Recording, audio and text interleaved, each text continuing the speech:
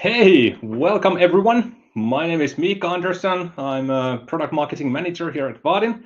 Today I've got Rolf Smets with me, product manager in the design system area. And today we are going to talk about Vaadin components, the recent updates that we've introduced during the past couple of releases.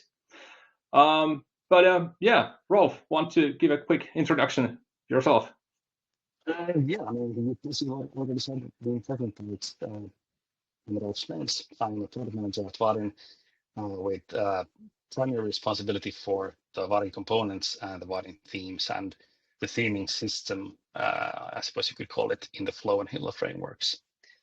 And yeah, so we're going to be presenting the new component features that have shipped in the past three minor versions of Vaadin, Vaadin 24.5, 0.6, and 0.7. Cool. And actually, a few words on the housekeeping. So I encourage you to ask questions during the presentation. We've got the questions box in the chat that you can use.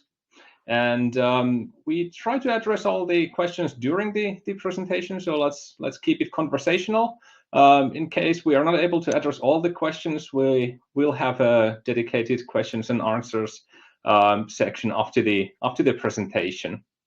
And as usual, we will send out both the slides and the recording of this session to you in about a few hours after the webinar. But with that, shall we kick it off? So maybe a few words about the agenda itself. So Rolf, want to walk us through what we will hear today? Yeah, so I'm going to start with showing some overlay related features, a new component and some additions to the dialog API. Then we're going to be looking at some small enhancements to the Vaadin layout components. Then we're going into dashboards and charts, which I think is by far the most exciting part of this webinar. There are also some new features to the grid component and a bunch of other cool stuff. And we will have a quick sneak peek in the future. What to be expected in the upcoming release, in the next, say, summer release, if you will. And yeah, maybe a quick note. This time we are not going to follow the presentation or the slides per se. Instead, Rolf will take over the screen and yeah, talk about these wonderful new additions. So with that, I'll hand it over to you, Rolf. Yeah, thanks. Okay, so, oh, is my screen on now? Just want to check. I'm seeing your screen. I hope everyone else is seeing your screen as well. Okay, well, I'm sure they will tell us in the chat if they don't. Yeah. All right, yeah, so let's start with those overlays. So I'm going to scroll down here in the documentation to the popover component. This was introduced in 24.5, so it's already been in the platform for a while. And it's a component it's a generic component for creating any kind of custom overlays that need to pop out on top of the rest of the UI. We built this component because, of course, there are so many different use cases you might need custom overlays for. And users didn't really have a good way of doing that. So they were trying to come up with all kinds of solutions based on, for example, the Vaadin context menu component, which then didn't really lend itself very well to most of those use cases. So we decided to build a dedicated component for it. And so you can use it for all kinds of things, for example, for drop-down fields like this. You can use it for example, if you need to create something that is very much like a context menu or a menu bar menu, but you need something in addition to the regular menu items, and that can be difficult to get to work properly in any of those older options. So you can use it for that. You can Use it for a notification drop-down, which I already showed you. And you can also use it for richer interactive tooltips. So we've had the tooltip component already for some time, I think since 24.2, maybe, I don't remember. But so it's a bit limited for accessibility reasons in that you can only put text inside of it. So with the popover, you can create richer tooltips that can contain basically anything like images or interactive components like links or buttons. And you can set the positioning of the popover to pretty much anywhere in relation to the target element. So the popover always opens somehow related to a target element, like this button here. And then the positioning API lets you define where exactly it should open. And as you can see, as I scroll the viewport, it of course does its best to stay in the correct position. You can also configure the delays. For example, if you want to configure the popover to open with a hover or focus trigger, because you can configure different types of opening and closing triggers for it. So if you configure it to open on hover, you might want to define a hover overlay, and you can do that. And the same thing with focus. And of course, you can also set them to just open and close programmatically instead of any kind of automated events. And of course, just like any other, for example, dialogs, the popover can also be modal and render this modality curtain or string behind the overlay itself. So yeah, it's a very versatile component. And I think a lot of people will be very happy to not have to come up with their own awkward workarounds that they have used previously. Kind of related to that is, of course, the good old dialog component. And there are just some small enhancements that I want to mention. One of them is that both the Flow and the Hilla APIs now have setters for, or properties for setting the size of the dialog. If you don't want the dialog size to be determined by its contents, but instead want to set an explicit size on it, you can do that now easily. And also the position for based on the top left corner, for example, you can set programmatically like this. So you can now easily make the dialog appear, for example, on flush to the right-hand corner or right-hand side of the screen, or whatever you might like to do. So yeah, those small additions can also make it useful if you want to do a traditional dialog, but you don't want it to appear in the middle of the viewport. Yeah, next up, we could have a look at some layouting enhancements. One thing that, I don't know what took us so long, to be honest, is that we introduced wrapping to horizontal layout. So by default, if the items in horizontal layout overflow the layout itself, they will just overflow. But if you enable wrapping, you can make them wrap onto multiple lines. And the API is as simple as set wrap in Flow, or just set a theme equals wrap in the React component. Another thing that we're hoping will make life easier for a lot of people is that we've added some alignment APIs, or like a set of properties for aligning items more easily. So what we've had previously is something called the justification mode, which allows you to define how all of the items in the layout should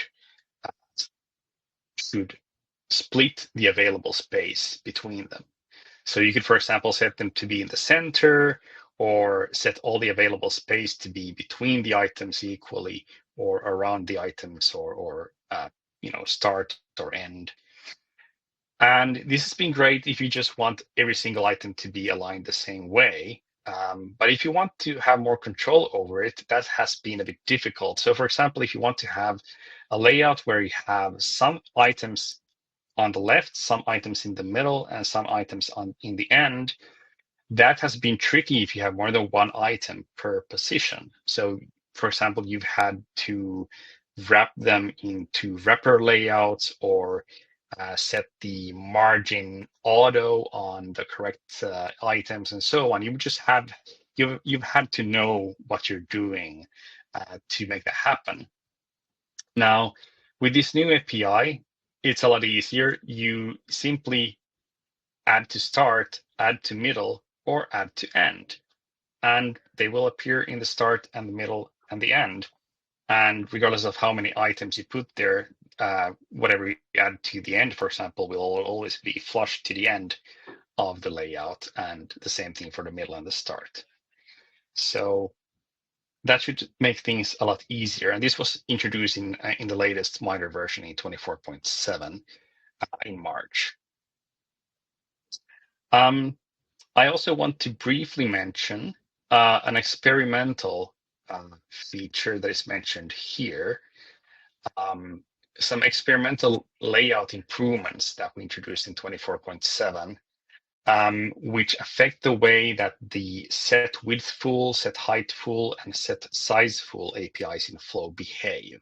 So we refactored the behavior, the implementation of those setters a bit, so that in an attempt to make the layouts behave a bit more intuitively or predictably.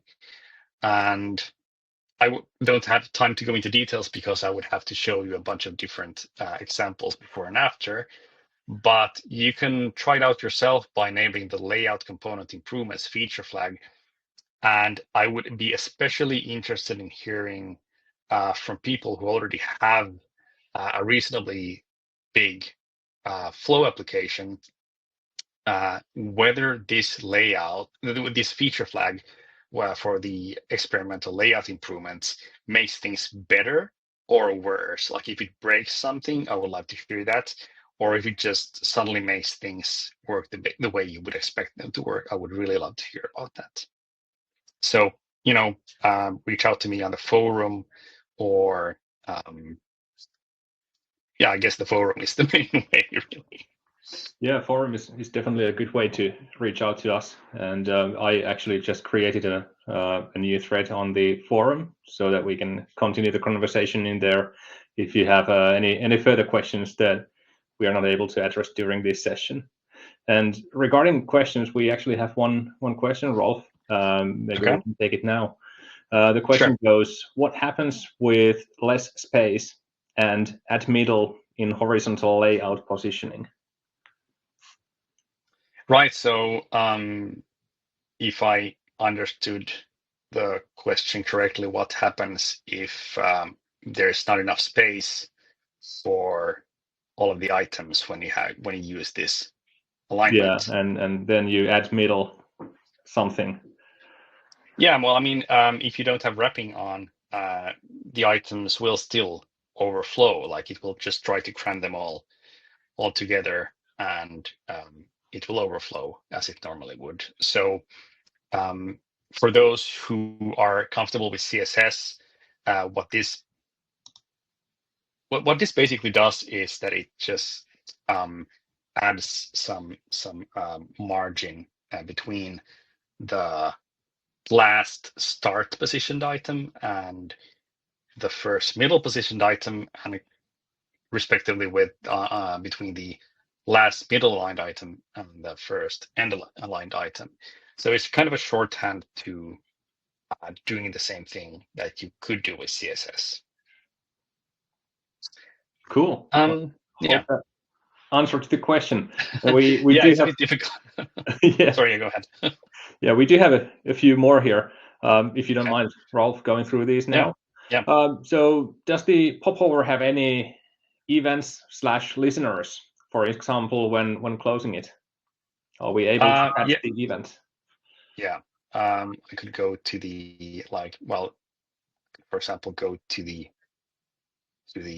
Java API here. I don't actually remember off the top of my head what we have, but yeah, there's an open change event, so which triggers when you open or close the popover. So there is that. Excellent. All right. Then regarding layout, so it goes, layout improvements looks promising. I've been fighting for a while with tabs that prevents my screen from being responsive. Well, not a question, but more of a comment, and a very nice comment. Yeah. Tab sheet combined with responsive layouts can be a bit tricky if I understood the comment correctly. So yeah. Cool. And here's one more regarding the layout. So what happens if more than one item is added to the end of the layout? In which order will the end positioned item be shown? Yeah. So I mean, when you use the I'm in the wrong place now. Where it should be in horizontal alignment. When you use the add to middle, for example, or add to end, they are actually added in the order, like they are going to flow in the order in which you add them. So they will, like the last end item that you add will be at the end of the end group of items. And of course, if we look at the React API, it's actually based on slots. So you provide a slot attribute to each item that you want to be anywhere except the start group or start alignment uses the default slot, and the middle and the end use these middle and end slots. So of course, in this declarative API, you determine manually by the order of the elements that you place into those slots. Excellent. All right. Well, last one for now. Okay. What would be the difference between flex layout and horizontal layout used with wrap? Basically nothing. The flex layout is in Flow is really just a Java API over a div with Flexbox display mode. So essentially, and horizontal layout is actually a custom web component, which for all practical purposes is also just a div with Flexbox layouting. So although the implementation of those two are quite different, one is a web component and one is really just a div with a Java API, from the browser's point of view, they both do the same thing. There's not much of a difference really between those two. So both of them set the flex wrap CSS property. So same thing really. Now that we have wrapping in horizontal layout, it's a bit questionable if there's any purpose in keeping flex layout around. And I would actually be also happy to hear feedback on that if somebody feels that there is something more in flex layout that for which you would like to keep it around, even though you can do wrapping in a horizontal layout as well. Excellent. All right, that's it regarding questions for now. I'm sure we'll see some further questions, but let's move on. Let's move on. Okay. Yeah, I'm really excited to move on to the dashboard component, which was released in 24.6, but is still in preview flagged, which means that you need to enable this feature flag in order to use it. The preview status of a component doesn't mean that it's not production ready, for example. It doesn't mean that you should avoid using it by any means. It just means that we might still want to make some changes to it. And some of those changes might be breaking changes. So it just means that, be aware that if you are using it, you might need to do some small tweaks once you upgrade to a new version of Vaadin. And those changes could even happen in patch releases, not just in minor releases. So that's what the preview feature status means. But let's go on to the dashboard. So as most here probably know, we've had the board component for a long time, since, I don't know, for years now. But it doesn't really provide much in terms of features. And we wanted to start from scratch with utilizing CSS Grid, for example, and all kinds of new goodies that we can use in native web APIs, and provide something a lot more feature-rich than the board component. And that's the dashboard. So the dashboard is, surprise, surprise, a component for doing dashboards. And if I open this let's open this here. I'm going to resize my window now so you can see that it's responsive. So as you can see, the widgets stretch to some extent. And then when the window grows small enough, the columns will at some point collapse into a fewer number of columns, basically. And of course, that breakpoint at which that wrapping happens can be configured. So that's the first thing about the dashboard, is that it's responsive. And as you can see here, you can do row span, you can do col span. There's a widget component, as you see here, which is really just a container for whatever content you might want to put into it, but it also has a built-in title element and some other cool features that I will get to in just a moment. So in terms of configuration, you can define the min and max width for the columns. So that those determine how small the widgets can get before the number of columns collapses to a smaller number, and also how big they can get before they stop growing, and maybe the dashboard instead adds yet another column to the layout. You can limit the maximum column count and control the minimum height of rows and so on. There's also a dense layout mode. So normally, by default, if you have this kind of a widget setup here, where there's a gap here because these two widgets that come after each other in the ordering of widgets are both 2 columns wide, and there's only 3 columns in the layout, then there will be a gap here. If you want to avoid that gap, you can switch on to dense layout, which will reorder things to try to fill out any annoying gaps. So the dashboard can be used in 2 different ways. It can be used as pretty much a static layout, a static responsive grid-based layout. And in Flow, it's the dashboard class. In React, it's called dashboard layout.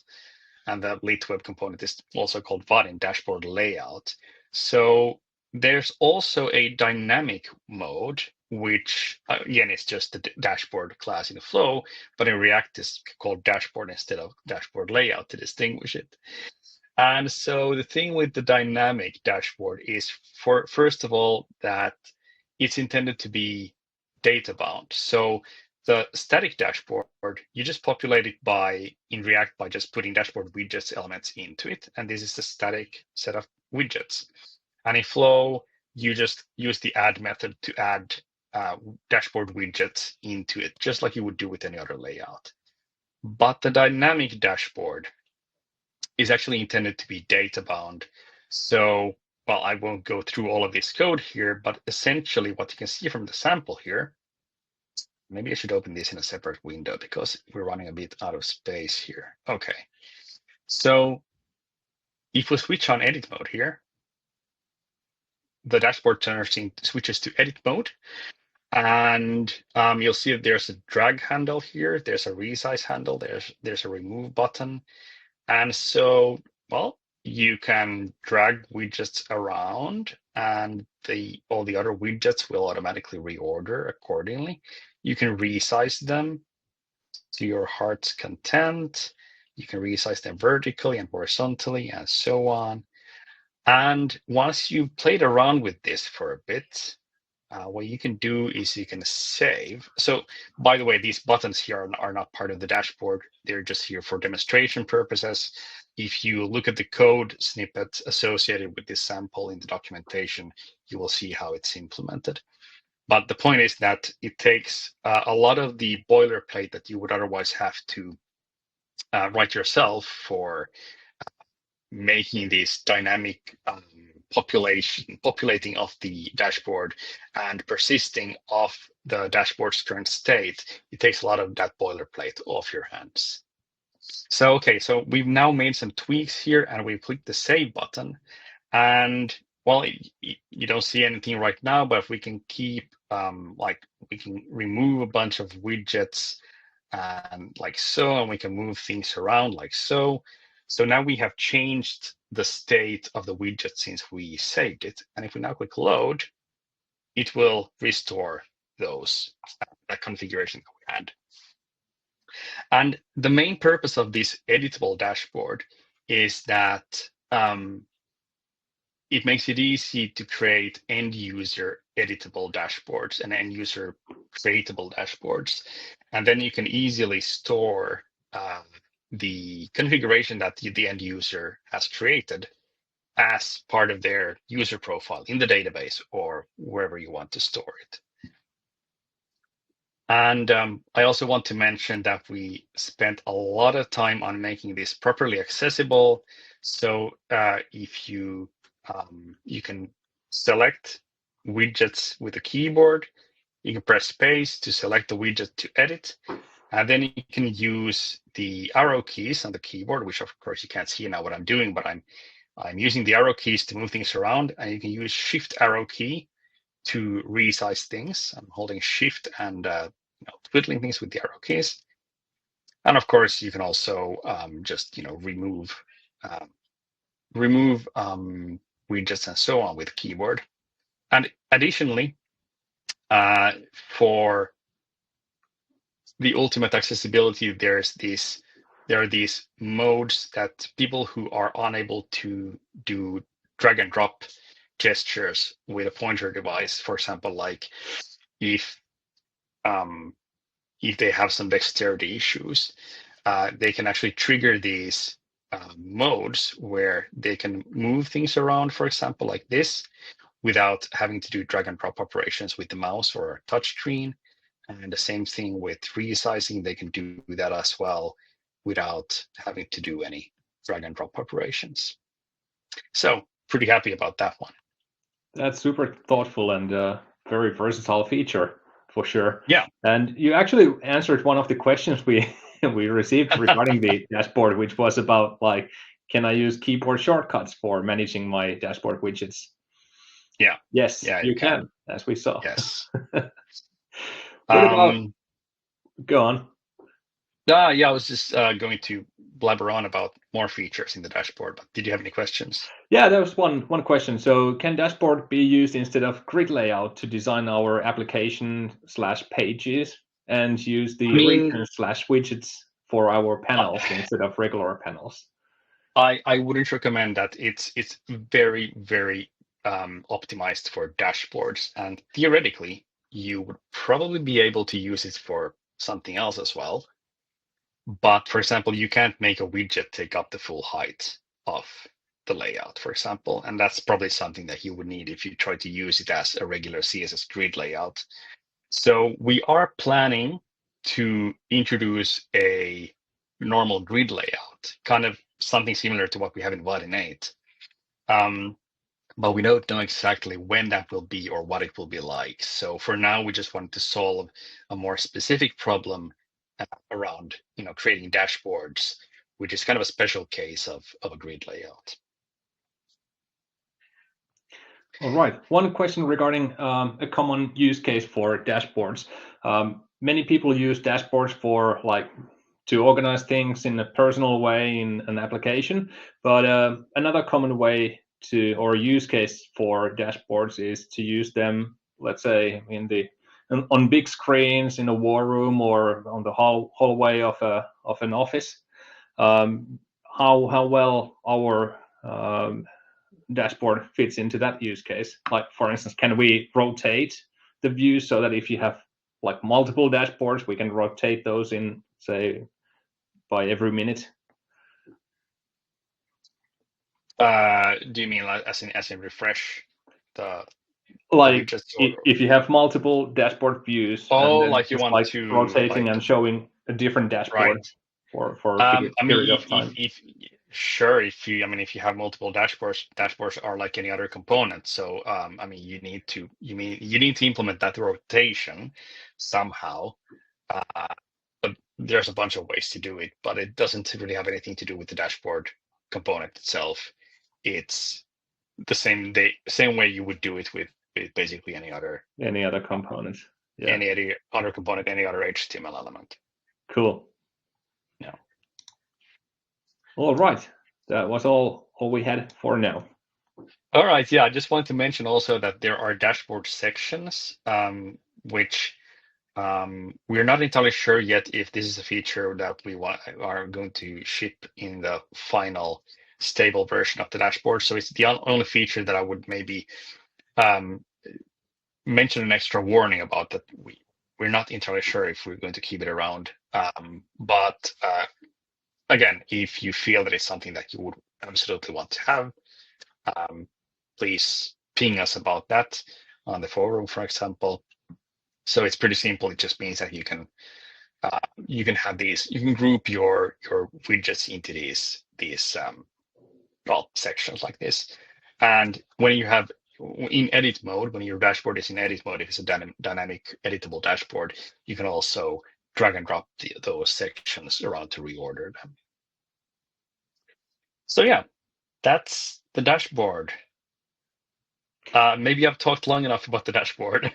One quick note. One Okay. thing that I wanted to mention. So the dashboard is one of those commercial components that we have, and it comes with the Pro tier and above. So if you're on a Pro or anything above Pro, you have the feature at your disposal. Yes, good point.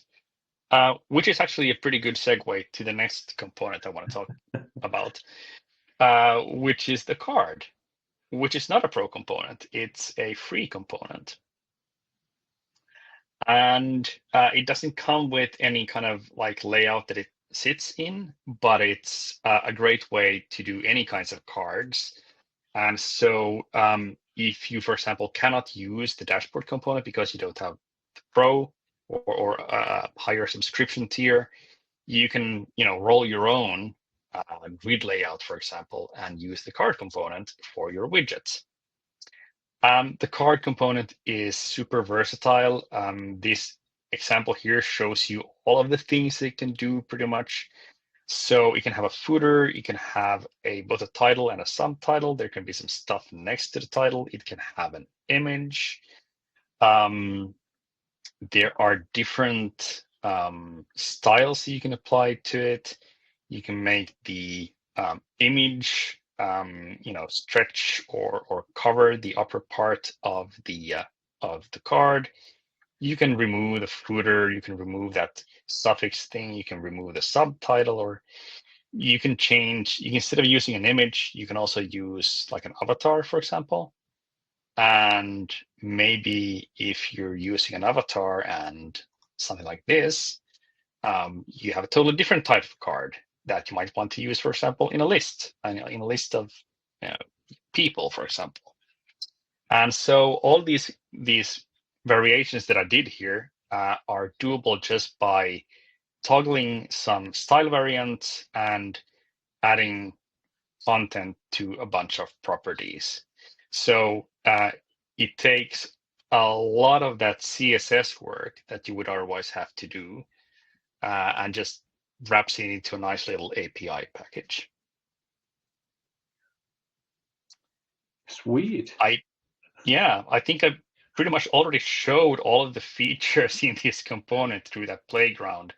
I really like having that playground there at the top of the page, and I hope we can have more playgrounds like that for people to explore the various features of a component without reading through the entire documentation.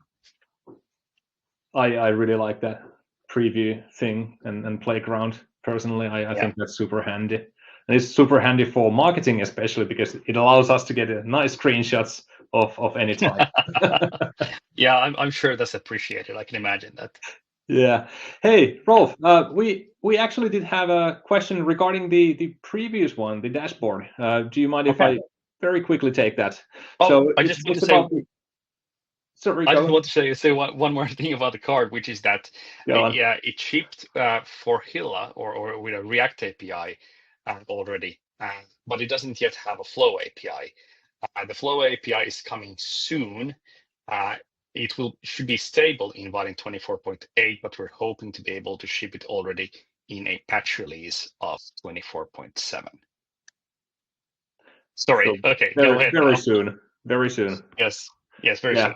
I'm pretty sure many will wait or have been waiting for this feature, and many have been especially interested in the Flow version. So really happy to hear it's approaching. Yeah, Let me this actually. is also. Sorry, again, also behind the feature flag. Just want to mention that before we forget it. Now Cool. your turn. Alrighty. Well, let me actually let's put the dashboard question on the side for a while and focus on the card one. So yeah, lots of good feedback regarding the card component. It seems something that people have been waiting for a long time, as you said. So the question when card component for Flow is expected to land, that got already addressed. Fairly soon, hopefully.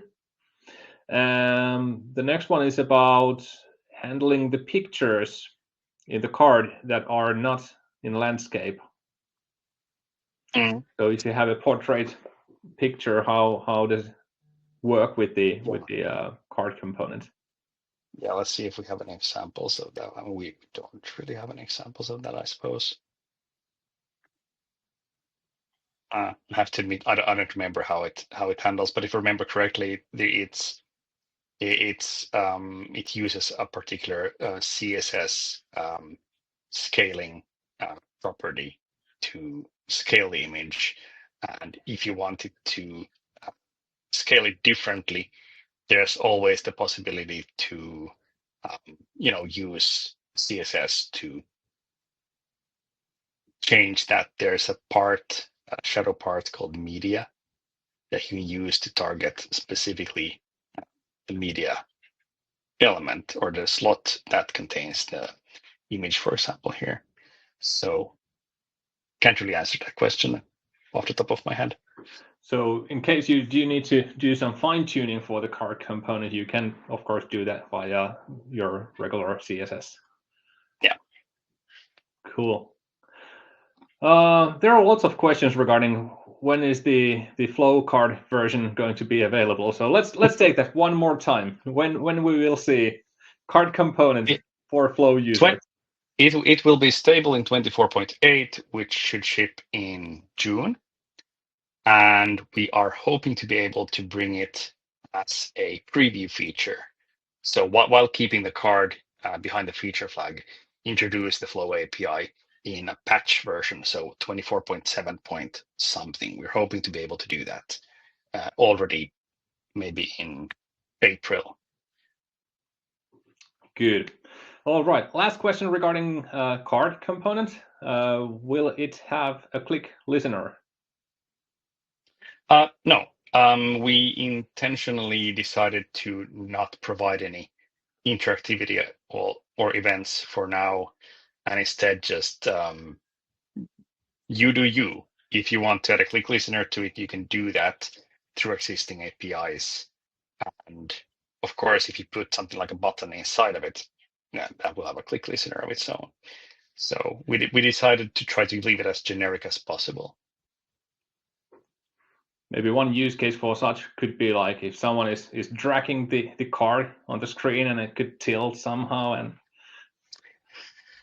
Yeah, well, yeah, dragging is another thing. Dragging kind of depends on the container that it's in and what kind of card it is exactly. Yeah. So, of course, we also have some vague plans to later introduce some kind of card layout or something, which may or may not be the same as the grid layout. So maybe we should consider having some kind of drag and drop functionality in that. Sounds good. All right.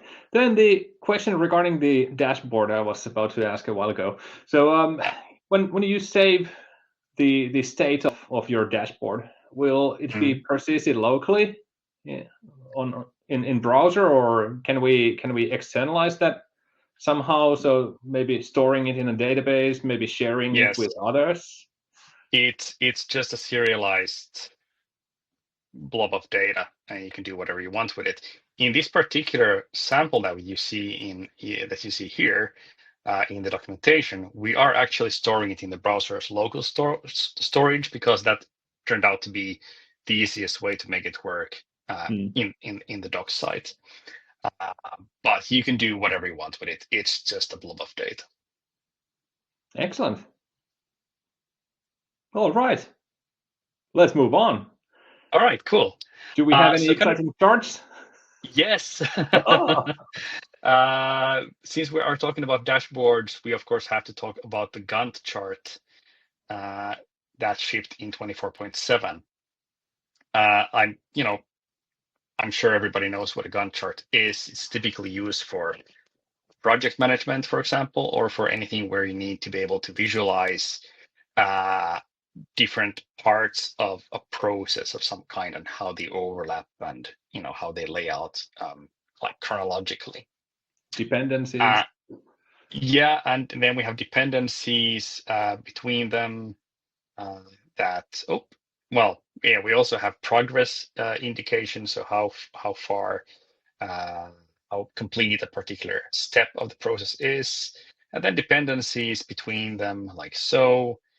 And one of the most awesome things, or the most awesome thing, is definitely that the Gantt chart is actually editable, or you can configure it to be editable. So if you want to, you can give your end users the ability to, drag things around, even move them between these swim lanes, and drag these. I'm not sure what this is, to be honest. And yeah, you can do all kinds of editing stuff in the browser, and then of course you can listen to events on the component to do whatever you need to do on the server side in reaction to those events. Nice. And all these things are also like stylable. If I don't like the prototype font being used there in the blue box, I can change that. I can tweak the background color and stuff like that. Yeah, I mean, it's the Gantt chart is part of the Vaadin Charts API, which has two different ways to tweak the styling. One is through the Java API, where you kind of can do set color or something, and then also the CSS styling mode, and both of those work also with the Gantt chart. And of course, as usual, Vaadin Charts is part of the Pro subscription tier. Awesome. Looking good. Yeah. Any questions, or should we go on? Not for now. Let's see if we'll get some questions on the grid. All right. Yeah, grid. There's a couple of small-ish features, but still very useful for the grid. One of them is an empty state rendering or empty state content that you can show. So when the grid is empty, for whatever reason, that could be, for example, because there is no data or because of filters you applied, filter out all the data that would be there. There's currently, or there has been no way to, within the grid itself, indicate that, well, there's nothing to show. So sometimes, especially with slow connections, users have been left wondering, is it not loaded yet? Am I waiting? Or is it actually empty? And there's now an API for setting content to be shown when it's empty. So in Flow, you can set empty state text or an empty state component. So which means that you can set any kind of UI composition to be rendered inside of the grid body when it's empty. And in React, it's a slot called empty state into which you can put basically anything. And so, of course, then if you want to distinguish between there's no data or you've applied too many filters and maybe clear them, you can just do that programmatically and change what is shown in that slot. Then we have also in 24.6, we introduced conditional selectability. It's called conditional selection here, but that's a bit misleading. It's actually conditional selectability, which means that you can limit which items, which rows in the grid can be selected. We don't have a live sample for it here, but the API is quite simple. You set an item selectable provider, to which you pass a function that determines, using whatever business logic you want, whether that particular item that is passed to the function is selectable, whether that row is selectable.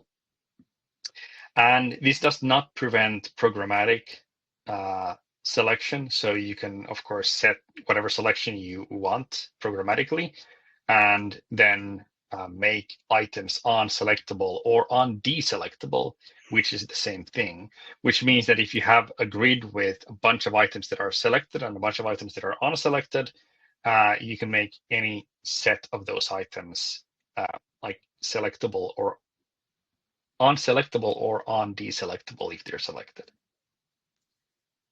And finally, one last thing regarding grid is range selection. Where do we have range selection? Yes, here. So this has been asked for years, and basically shift click range selection. So I click one checkbox and I hold shift and click another one, and it selects everything in between. And then I unselect an item and hold shift and click another item. It will unselect everything in between. I have to say that this is not simply a Boolean property to configure on or off, but it actually does require a bit of your own code. And the reason for this is that the grid can be data bound in a gazillion different ways. And in most cases, it's lazy loading, which means that the grid itself cannot really keep track of which all of the items between the first and the last item were. So for example, if I click this item here, and then I scroll all the way down here and shift click this item, it needs to select everything in between those two items. And there was a lot of stuff here, which is actually not loaded into the browser because it's lazy loading, because we don't want to crash your browser if you have millions of rows. So there is a bit of boilerplate that you need to take care of, and that can vary depending on how you fetch your data, basically. But at least now it's way easier to do than it was previously, which was honestly almost impossible. One quick question regarding the grid, not directly related to the selections, but a general question regarding grid. Is it possible to create, say, a 3x4 grid with a blank top left cell and fixed headers for the first row and first column? I'm trying to visualize that question. It's basically you have like headers on the column and on the top row as well, and yeah, obviously the one on the corner is going to be empty. And I'm guessing by fixed headers, maybe the person means that when you're scrolling the screen, those headers will stick. Right. Okay. Yeah. Okay. Yeah. I think that's yeah. So you can freeze columns if we're understanding the question correctly.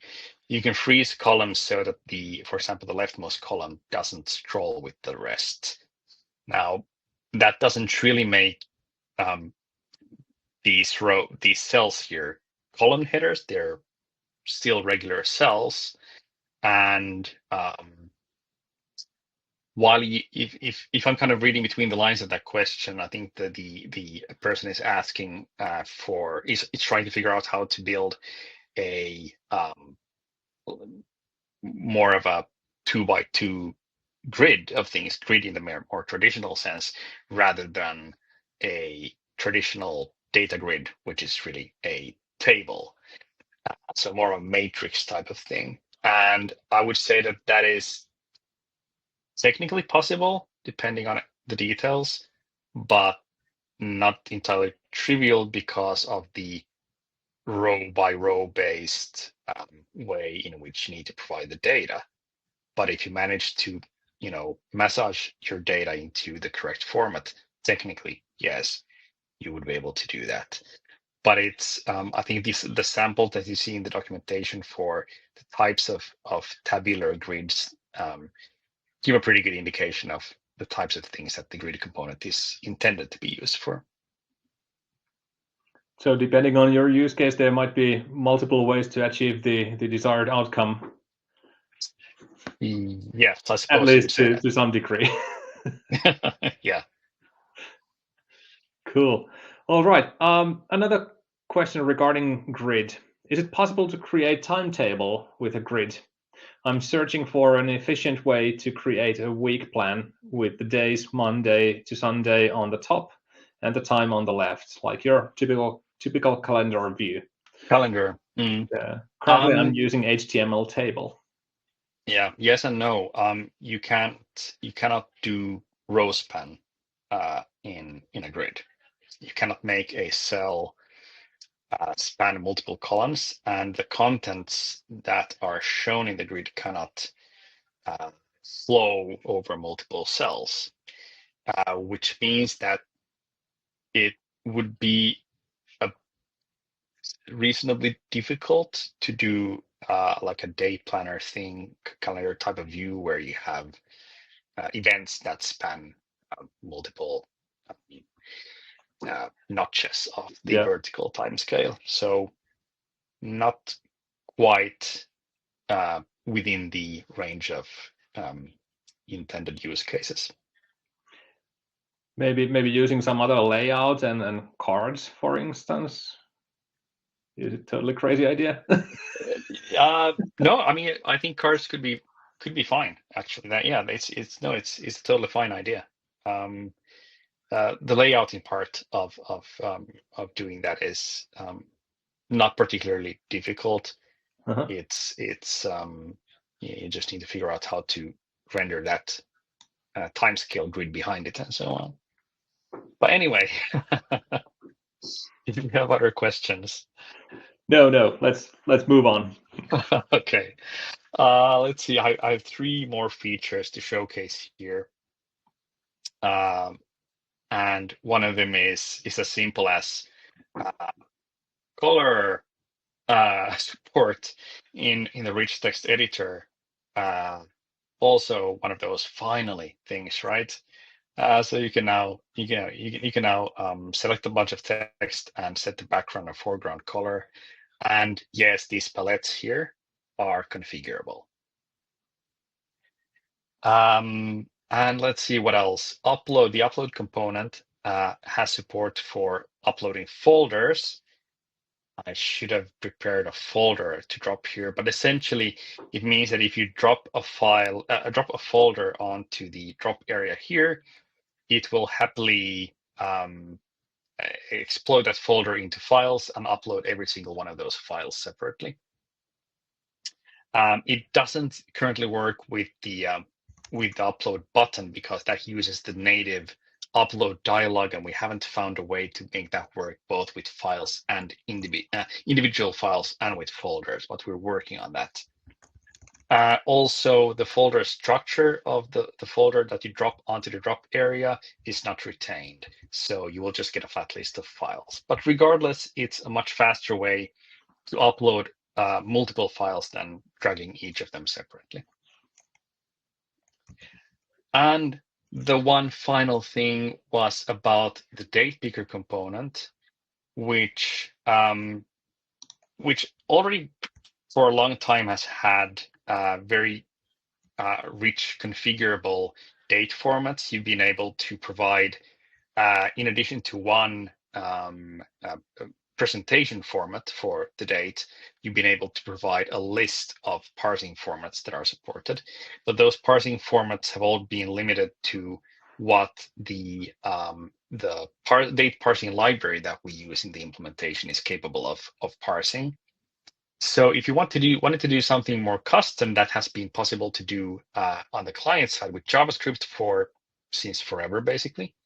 But that's also now possible and very easy to do in Flow.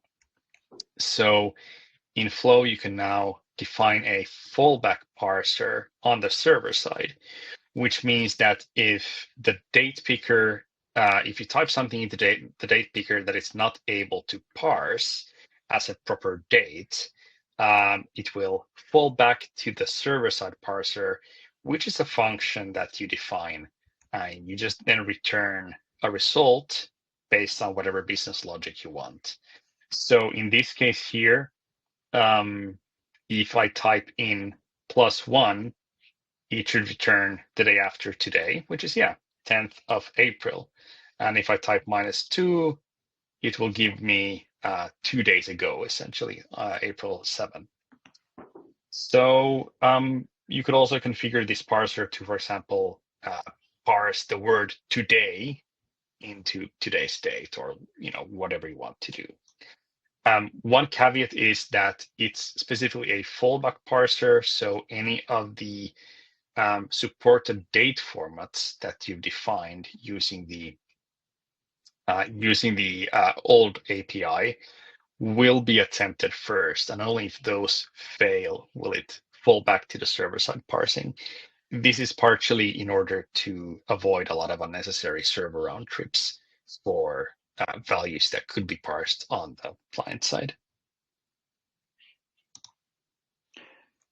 Can you, Rolf, comment on one question regarding the date picker? The question goes, is there any plans to extend date picker to work for a year or month? Or is it year minus month? Not sure how to interpret the question. Oh, maybe it is. Y-M. So basically without the day part of the date. Plans. I mean,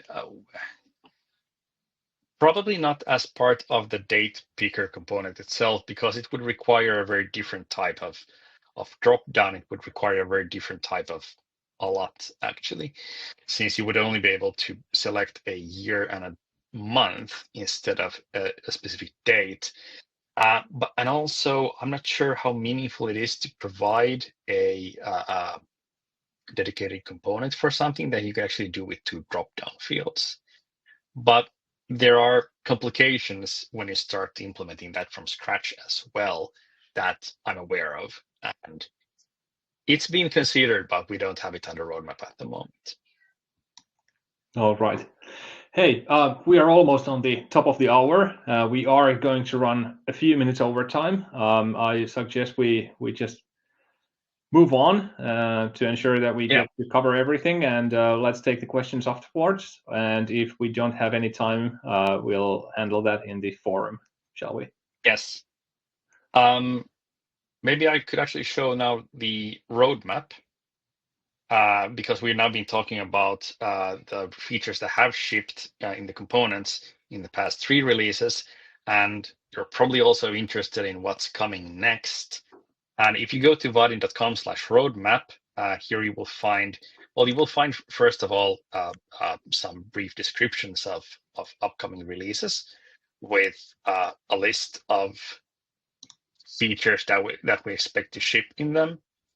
That's not a lot of detail, though. And if you want more detail, you can click this link here to go to our GitHub roadmap board, where there are two different tabs here. The upcoming tab is probably the most interesting, and it lists all of the features that are currently planned for 24.8, 24.9, and 25.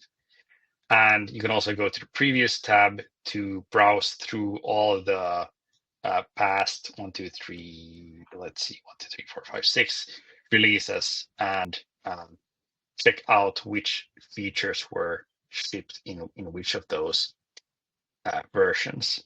But yeah, so this is a great place to check out new things that are coming to the platform. And if you apply a label, like for example, DS for the design system, meaning the components and theming, you will easily find, for example, the master detail layout, the flow card component API, a new layout model for the form layout, and the grid internationalization API, all of which we are trying to get into 24.8. And maybe as a disclaimer at this point, it's good to remind that, as always, when talking about roadmaps, take things with a grain of salt. In a world of software, things move very fast forward, and plans can change sometimes. So it's our best understanding about the future. So fingers crossed it will happen, but there's always the what if. Yes. Yeah, and also I want to also mention a blog post that we published actually quite a while ago in November 2024 about enhancements in Vaadin and how to get involved in upcoming releases. So it explains something about our approach to release planning, but most importantly, how to get involved. So it describes the different ways in which you can contribute to the features in upcoming versions of Vaadin. So for example, you can do pull requests to the code base, you can sponsor features, and you can do warranty bug fix requests if you have a subscription tier that allows for that. And you can always, of course, make feature requests on GitHub and talk with us on the forum. So you can find that blog post if you look for, I don't know, Vaadin 24.5 enhancements. And it's also going to be linked to from the slide deck that we will make available for you. Yes, absolutely. And I really want to emphasize the forum as a super handy way to reach out to any Vaadiner. Any questions you might have regarding Vaadin, or if you have like ideas about features that should be there but for some reason are missing, it's a really convenient place to start the conversation and see how others feel about the idea. All right, with that, I think we are in the end of the presentation. We have gone through all the features and deliverables that we wanted to cover in this session. Unfortunately, we don't have that much time at the moment for the questions, but as said, please use the forum so that we can keep on the conversation and have the discussion there. I will share the presentation as well as the recording in a few hours once we close. So yeah, thank you all for being part of this wonderful session, and looking forward to seeing you in the next webinar. Thank you all. Have a great day. Thank you. Bye.